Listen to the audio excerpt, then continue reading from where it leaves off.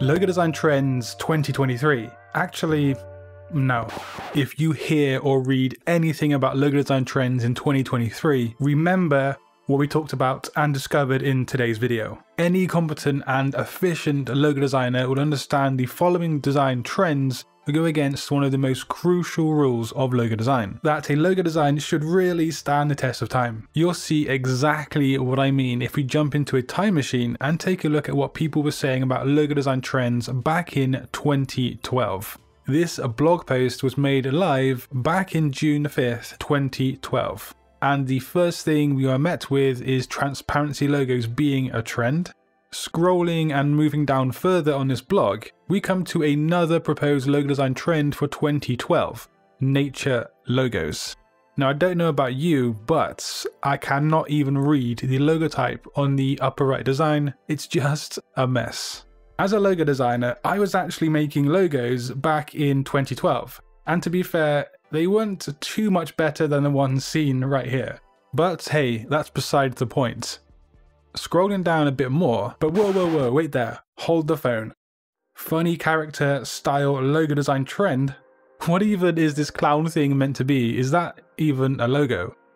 But having a read of this blog post, it states below that more and more businesses are opting for character-based designs in 2012, and that it's actually set to become a trend. Imagine if a budding and a new logo designer read this and thought that, for whatever reason, that the future of logo designing was to make kind of cartoonish character style designs. Well, possibly we'd have some weird cartoon house logo for Airbnb, or maybe even some kind of weird freaky box thing for Amazon. Each brief and each client has a very specific need, and trying to jam and fit a logo design trend into a project is really quite stupid.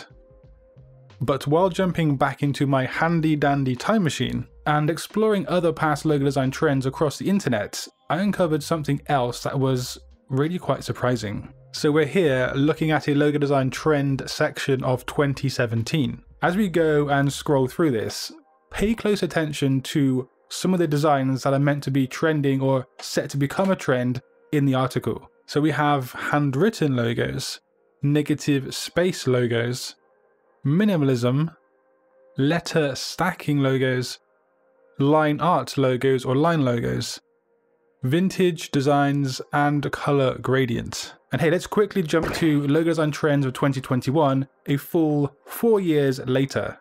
Okay, so we have perspective drawing logos, that's a new one. But minimal and simple logos, yeah, that was mentioned back in the 2017 article. Scrolling down, we also see gradients, which again was mentioned 4 years ago as a notable trend. And wow, look here, negative space as well. That's another match from the past. Nature-inspired logo designs. Now, where have I heard that one recently? Oh yeah, back from 2012. But you get the point though, right? You can see similar things that people have said with slight differences when it comes to logo design trends each and every year. Try this for yourself. Just pick any year and then go back to see what people were thinking would be trending then, and see the similarities, and also try and see what differences people say in the same year. Thinking about cool trends shouldn't be something you take into consideration when you're designing a logo. And you don't have to take my word for it. Check out this article by TopTal, one of the most professional and sought after freelance platforms out there. And as they quite rightly say, logos should be ageless, they should survive the test of time and also survive trends.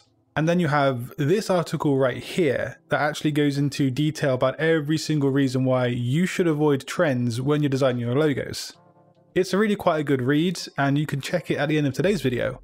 But here's the truth. Most social media influencers and authors of blogs talk about logo design trends simply because it gets them clout. It kind of gets some likes and shares and views. True designers understand that trends have no place in the logo design world whatsoever, and we do need to remind ourselves of what actually makes a good logo design. A logo design should be made to fit the brief and target market of your clients, and that's opposed to being made to fit what is trending right this second. The brand or the business can decide how to use their logo with trends as part of a marketing strategy, or even part of the brand identity. For example, take a look how McDonald's changed their branding to fit more with fun and younger generations. They decided to use a bold sans serif font in lowercase, but their logo design, well, that stayed the same and it has been for many, many years. But you might be asking yourself, what if my client specifically asks for a trending logo design? Well, in that situation, you do have a few options, and it depends if you actually care about your client's business enough to bring them up. If you do, then try and demonstrate to them why a trending logo isn't the correct choice. You could just show them this video, I guess.